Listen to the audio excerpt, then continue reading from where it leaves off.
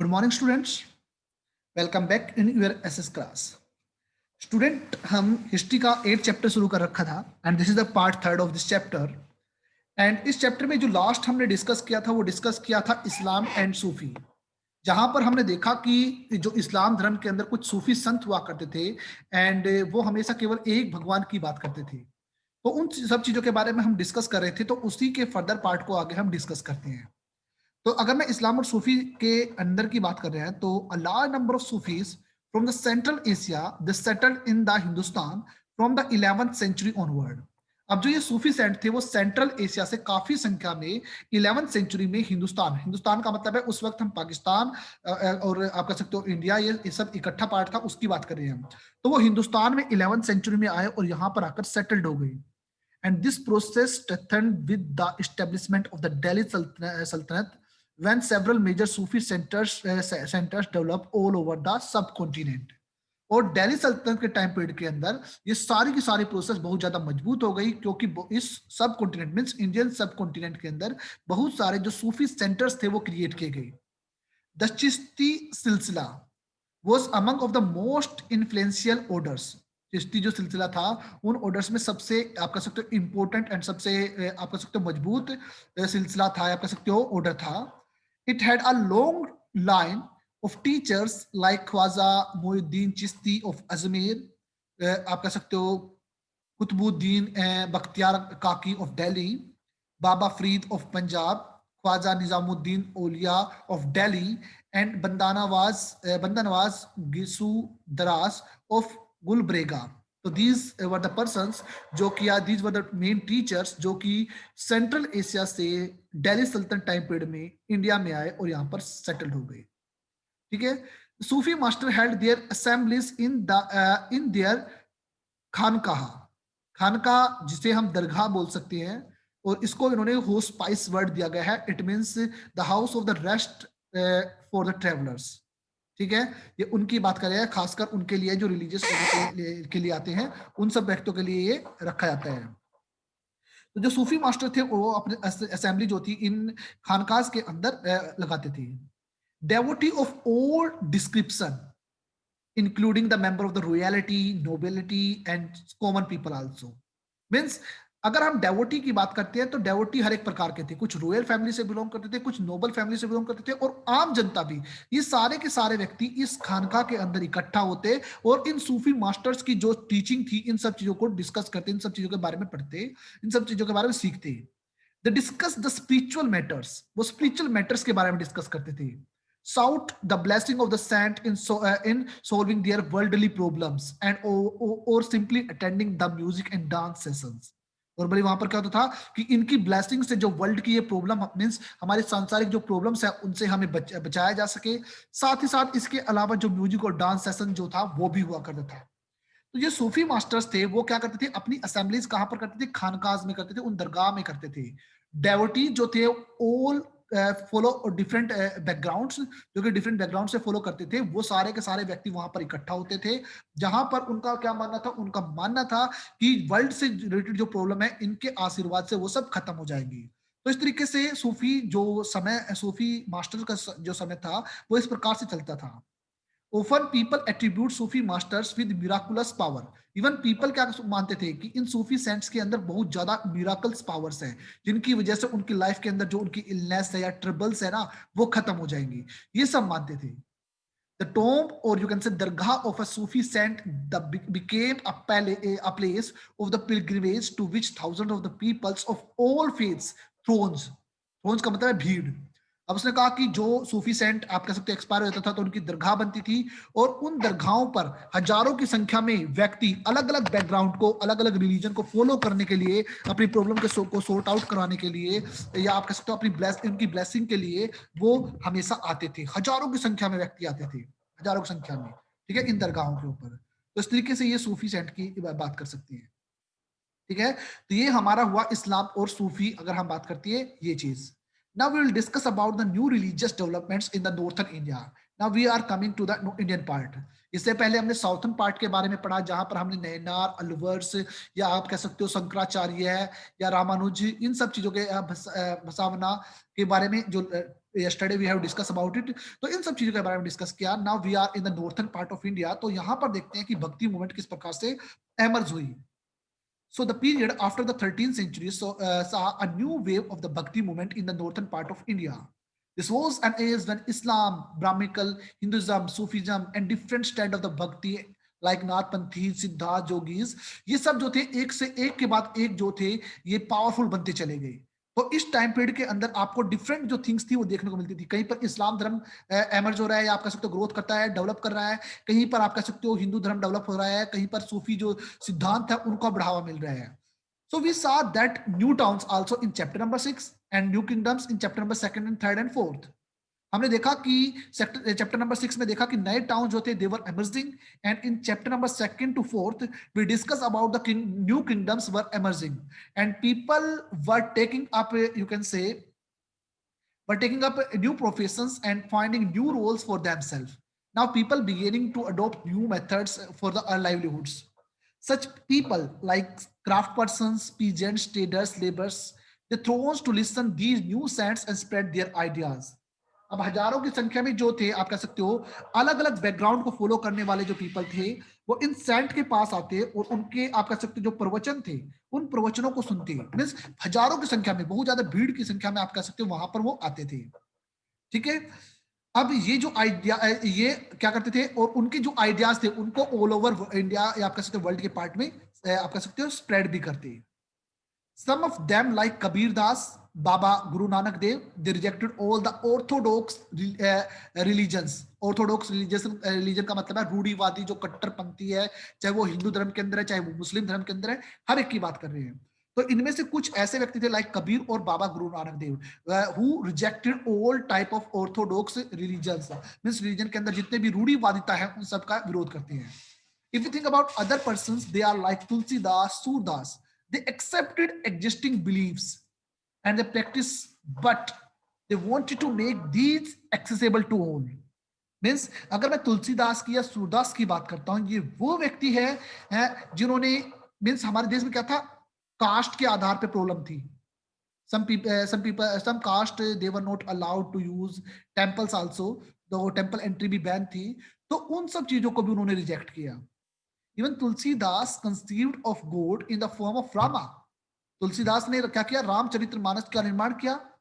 ठीक है. Written in Awadhi, a language used in the eastern part of the Uttar Pradesh, is important both as an expression of his devotion and as a literary work also. अब उन्होंने क्या किया, तुलसीदास ने क्या किया, रामायण ग्रंथ का निर्माण किया जो कि एक तरीके से उनके डिवोशन को भी शो करता है और एक बहुत महाबड़ा आप कह सकते हो महाग्रंथ हमारे लिए है, एपिक है ये हमारे इसका. Surdas was also ardent devotee of Krishna.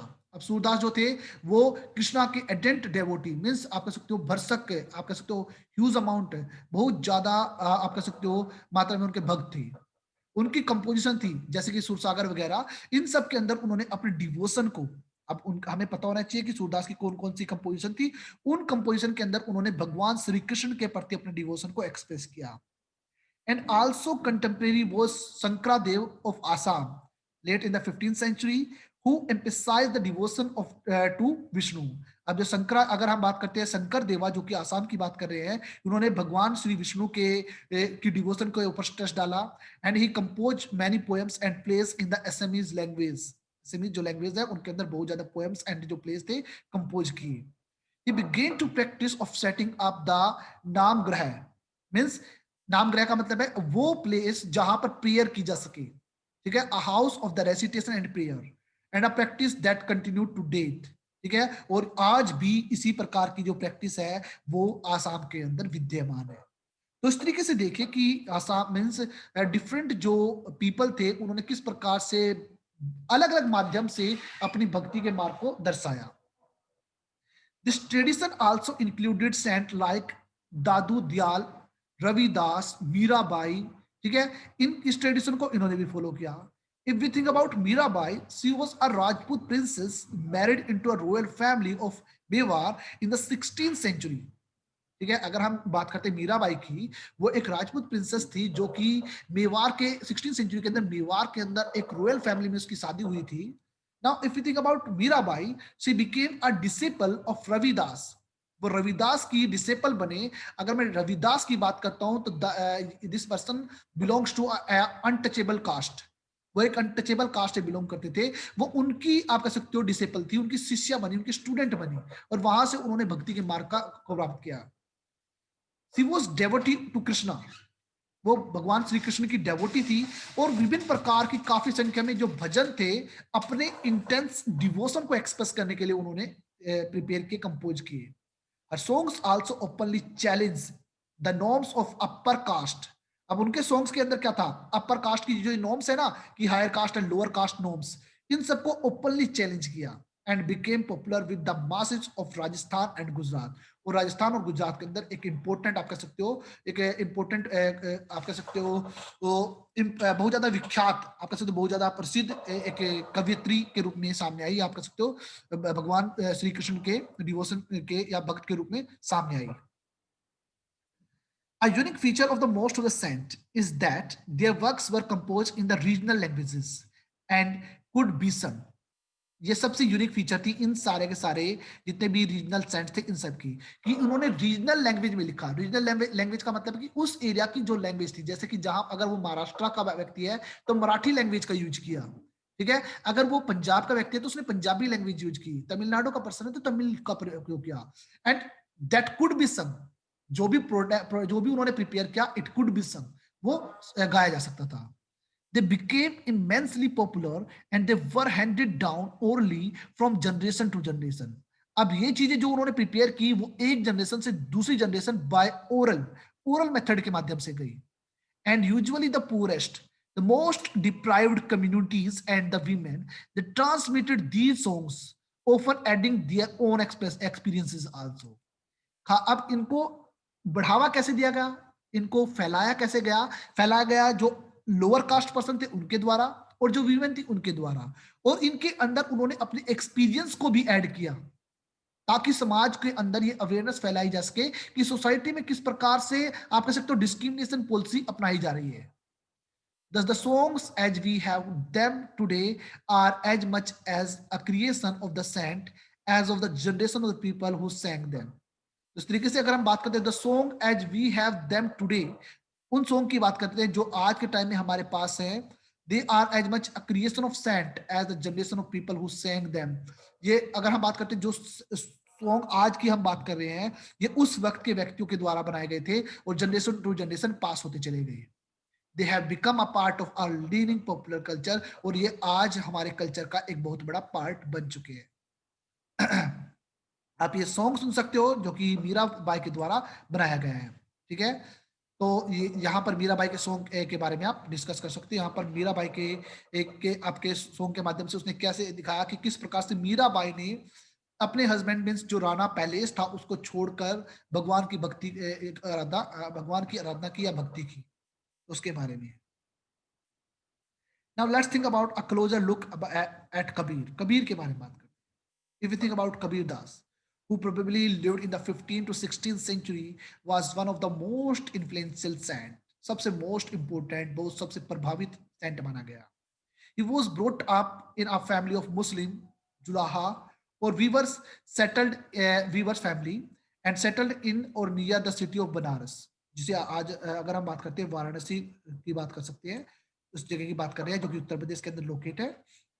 तो वो क्या थे, वो एक मुस्लिम जुलाहा फैमिली से बिलोंग करते थे, इट मींस वीवर फैमिली से बिलोंग करते थे, और उनका जो एरिया था वो था आपका वाराणसी प्लेस के आसपास के एरिया में. We have little reliable information about his life.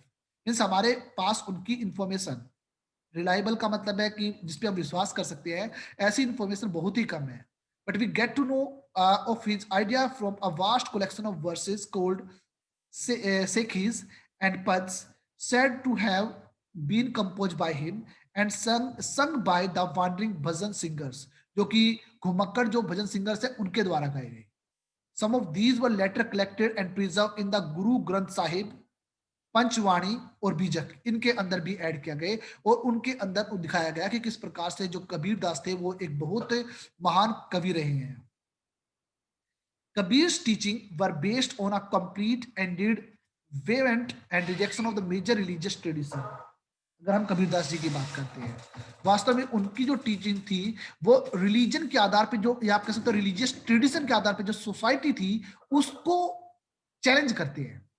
His teaching openly ridiculed all form of external worship, चाहे वो ब्राह्मण हिंदुज्म के अंदर है, चाहे वो इस्लाम धर्म के अंदर है, या किसी भी कास्ट और क्लास के बारे में है। जो भी ये एक्सटर्नल वर्शिप के माध्यम है और जो भी ये डिस्क्रिमिनेशन पॉलिसी है, इन सब का ओपन मैनर से उन्होंने मजाक उड़ाया है। The language of his poetry was a form of spoken Hindi widely understood by even an ordinary person, you can say common person. He also sometimes used cryptic language which is difficult to follow. कई बार उन्होंने cryptic language, it means ऐसी language जो कि समझना मुश्किल हो जाती थी, उसका भी यूज किया। बट मैक्सिमम उनकी जो भी उन्होंने कंपोज किया वो लोकल लैंग्वेज में के अंदर लिखा गया और मैक्सिमम कॉमन पीपल भी उन्हें समझ सकते थे। Kabir Das believed in a formless supreme God and preached that the only path to salvation was through the bhakti, devotion. केवल भक्ति और डिवोशन के माध्यम से ही भगवान को प्राप्त किया जा सकता है। So Kabir drew his followers from among both Hindu and Muslim. और जो कबीर दास के फॉलोअर की बात करते हैं वो केवल ऐसा नहीं है कि हिंदू धर्म में ही थे, हिंदू और मुस्लिम दोनों धर्म के अंदर उनके फॉलोअर्स देखने को मिलते हैं। तो इस तरीके से कबीर दास ने क्या किया, अपने पद के माध्यम से, अपनी कंपोजिशन के माध्यम से जो सोसाइटी में जो ये विभिन्न प्रकार की डिस्क्रिमिनेशन है उनको आप कह सकते हो डायरेक्टली कमेंट किया, साथ ही साथ भक्ति के माध्यम से भगवान को अचीव किया जा सकता है इसके ऊपर जोर दिया। ठीक है, ये कबीर दास जी के बारे में था। Now will discuss about the Baba Guru Nanak Dev. If we think about Guru Nanak Dev, we know more about Guru Nanak Dev, that is 1469 to 1539, than about Kabir. Means हमें कबीर दास से ज्यादा इनके बारे में पता है। He was born at Talwandi, नानका Sahib in Pakistan, जो कि पाकिस्तान के अंदर है। He traveled widely before establishing a center at the Kartarpur Dera Baba Nanak on the river of Ravi. पहले वो घूम घूम कर आप कह सकते हो अपनी बातों को का प्रचार प्रसार क्या करते थे। A regular worship that consisted of singing of his own hymns was established there for his followers. अब जब उन्होंने क्या किया, करतारपुर के अंदर अपना सेंटर स्टैब्लिश किया तो वहां पर उन्होंने अपने भजनों के एक तरीके से तैयार किया, जिनके माध्यम से जिनको अपने फॉलोअर्स के लिए उनको तैयार किया ताकि वर्शिप का एक रेगुलर मीडियम क्रिएट किया जा सके।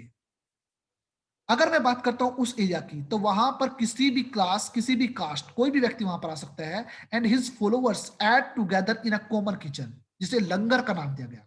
उन्होंने क्या कहा, कॉमन किचन जिसे लंगर का नाम दिया गया, उस चीज को एस्टेब्लिश किया और उस लंगर के अंदर किसी भी धर्म, किसी भी कास्ट का व्यक्ति इक्वल मैनर से आकर खाना खाएगा। The sacred space thus created by Baba Guru Nanak Dev was known dharmshala, उसे धर्मशाला का नाम दिया गया and it is known as gurdwara right now, इसे आज हम गुरुद्वारा का नाम देते हैं। ठीक है, अब गुरुद्वारा में हम बात करते हैं तो किसी भी वर्ग से क्यों ना बिलोंग करता रहे व्यक्ति, हर एक व्यक्ति वहां पर जाकर खाना खा सकता है। Before his death in 1539, Baba Guru Nanak appointed one of his follower as his successor, अपने एक फॉलोअर को उन्होंने अपना उत्तराधिकारी बना दिया। His name was Lehna, but he came to be known as a Guru Angad, signified that he was a part of Baba Guru Nanak Dev also. वो खुद गुरु नानक देव जी का सिंबल है तो उन्होंने गुरु अंगद का नाम रखा। Guru Angad compiled the composition of Baba Guru Nanak Dev, to which he added his own in a new script known Gurumukhi. Gurmukhi का उन्होंने निर्माण किया, जहां पर उन्होंने अपने खुद का एक्सपीरियंस साथ साथ गुरु नानक देव जी की जो चीजें थी वो लिखी। The three successor of Guru Angad also wrote under the name of Nanak, Nanak के नाम लिखा गया and all their composition were compiled by Guru Arjun Singh इन 1604। 1604 के अंदर उन कंपोजिशन को इकट्ठा किया गया। So this complication were added the writing of their feature like Sheikh Farid, Saint Kabir, Bhakt Namdev, Guru Tegh Bahadur etc. इन सब ने क्या किया, इनको ऐड किया, इन सब चीजों को आप कह सकते हो अपनी राइटिंग के अंदर इन सब चीजों को, इनकी फीचर्स को ऐड किया। In 1706 this completion was authenticated by Guru Tegh Bahadur's son and successor Guru Gobind Singh। 1706 के अंदर गुरु तेग बहादुर और उनके जो बच्चे गुरु गोविंद सिंह थे, उन्होंने क्या किया, इसको एक्सेप्ट किया, ऑथेंटिकेट किया now it is now known as a Guru Granth Sahib. इसे अब गुरु ग्रंथ साहिब का नाम दिया गया, जो कि सिख धर्म का एक होली स्क्रिप्चर या कह सकते हो एक धर्म ग्रंथ माना जाता है। The number of Baba Guru Nanak's follower increase through the 16th century under his successor. जो संख्या थी इनके फॉलोअर्स की लगातार बढ़ती चली गई। They belong to a number of caste, ठीक है, but traders, agriculturist, artisans, craftsman जो मैन थे वो मैक्सिमम वहां पर थे। This may have something to do with Baba Guru Nanak Dev insistence that his follower must be householders and should adopt productive methods and useful occupations ताकि वो अपनी livelihood आराम से earn कर सके। They were also expected to contribute to the general funds of the community of followers. इसके अलावा क्या किया? They were also expected to contribute to okay, जो भी वो अर्न करते हैं ना, अपनी अर्निंग से थोड़ा सा पार्ट वो क्या करे, धर्म क्रम के इस पूजा पाठ के अंदर आप कह सकते हो खर्च करें। इसके माध्यम से वो आप कह सकते हो अचीव कर सकते हैं भक्ति के मार्ग से, या भगवान को अचीव कर सकते हैं। आगे देखते हैं। By the beginning of the 17th century, the town of the Ramdaspur, which is in Amritsar, had developed around the central Gurdwara called Harmandir Sahib, जिसे आज हम गोल्डन टेम्पल का नाम दिया जाता है। तो अगर हम बात करते हैं 17th सेंचुरी के अंदर अमृतसर के आसपास का जो रामदासपुर एरिया के अंदर एक गुरुद्वारा सेंट्रल पॉइंट बना, जिसको हरमंदर साहिब कहा जाता है, और वो गोल्डन टेम्पल का नाम है। It was virtually self-governing, and modern historian refers to the early 17th century Sikh community as a state within the state। ठीक है, अब देखिए, it was virtually self-government and modern historian, modern जो historian है वो क्या कहते हैं, 17th सेंचुरी के अंदर इसका हम क्या कह रहे हैं, a state with in a state का दर्जा दिया गया है। The Mughal Emperor Jahangir looked upon them as a potential threat, and he ordered to the execution of the Guru Arjan Sahib in 1606। 1606 के अंदर जहांगीर ने गुरु अर्जुन सिंह जो थे उनको फांसी की सजा दे दी गई, क्योंकि उनको लगता था कि वो क्या है, वो उनके एक तरीके से अपोज है, ठीक है, उनके लिए खतरा हो सकते हैं। The Sikh movement began to get politicized in the 17th century, a development which culminated in the institution of the Khalsa by Guru Gobind Singh in 1699।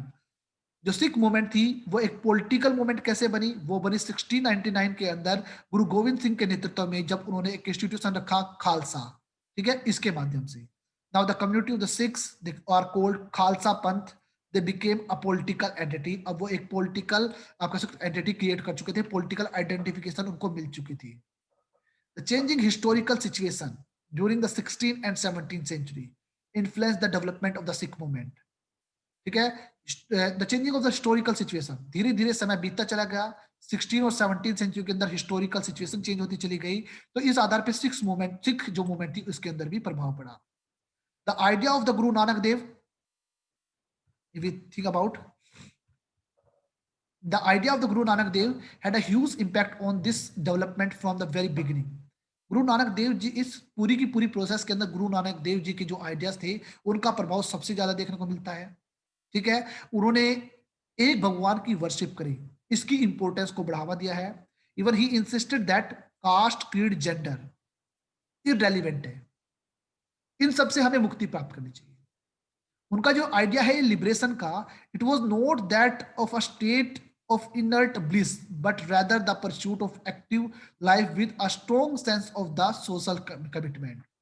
अब उन्होंने उनका ये जो आइडिया था कि भाई हमें कास्ट से, क्रीड से, जेंडर की इन बातों से मुक्त होना है, ठीक है, उन्होंने कहा कि ये ही एक ऐसा माध्यम है, ठीक है, जिसके माध्यम से हम एक social strong social commitment create कर सकते हैं।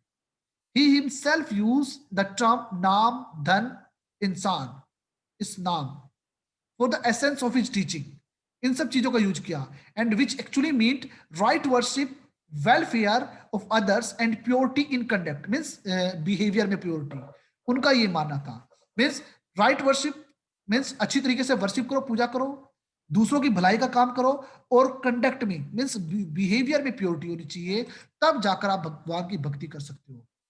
The teaching are now remembered as नाम जप, कृत करना, वंड चकना, which also underline the importance of the right belief and worship, honest living and helping others। ये तीनों ये चीजें जो हैं वो आप डिसाइड करती है कि अच्छे तरीके से आप पूजा करो, ऑनेस्ट जीवन व्यतीत करो और दूसरों की हेल्प करो। और ये चीज क्या थी, गुरु नानक देव के द्वारा प्रोवाइड की गई थी। Thus, Baba Guru Nanak Dev ideas of equality and social and political implications. इस तरीके से बाबा गुरु नानक देव ने क्या किया, सोसाइटी के अंदर जो इनइक्वलिटी थी उन सबको इक्वलिटी के रूप में के अंदर कन्वर्ट करने का प्रयास किया गया।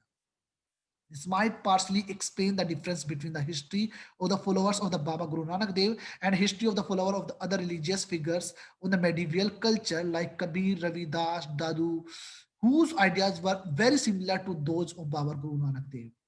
जो इतिहास बाबा गुरु नानक देव ने, या जिस तरीके से बाबा गुरु नानक देव ने अपने, आप कह सकते हो, टीचिंग की, सेम टीचिंग का मेथड ही कबीरदास का था या अदर मेंबर्स का था। उन सब ने कास्ट के अंदर जो ये सोशल हिरार्की क्रिएट हुई है, lower caste and upper caste, इसका मजाक उड़ाया, इवन उसको इररेलेवेंट शो किया।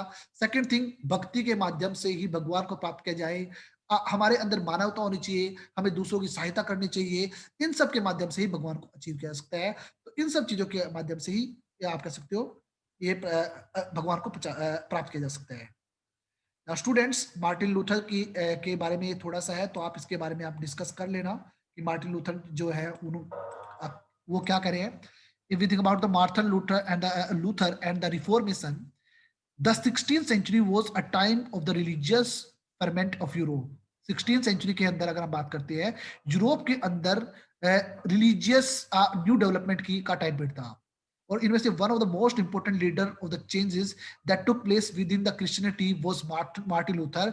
और इनमें सबसे इंपॉर्टेंट जो था वो मार्टिन लूथर था। Luther felt that several practices in the Roman Catholic church went against the teaching of the Bible. उन्होंने कहा कि रोमन कैथोलिक चर्च के अंदर बहुत सारी ऐसी धारणाएं हैं जो बाइबल के अंदर नहीं है, जो बाइबल के द्वारा, जो बाइबल के अंदर आप कैसे, जो बाइबल के अंदर नहीं लिखी गई है। He increased the use of the language of the common people rather than the Latin, and translated the Bible into German language also. उन्होंने क्या किया, बाइबल की कुछ चीजों को जर्मन लैंग्वेज में ट्रांसलेट किया, जहां पर उन्होंने दिखाया कि किस प्रकार से रोमन कैथोलिक की कुछ ऐसी बातें हैं जो कि बिल्कुल बाइबल के अगेंस्ट है। ठीक है।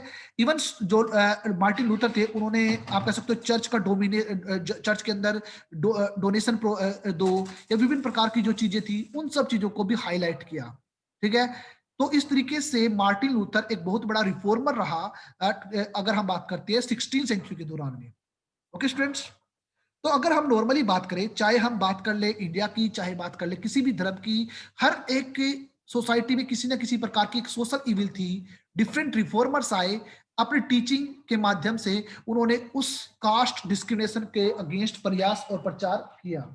ठीक है। ये सारी की सारी चीजें हमें देखने को मिलती है। ठीक है students. So students, the chapter is over. I think everything is clear to all of you. So I'll see you in the next video. Thank you. Have a nice day.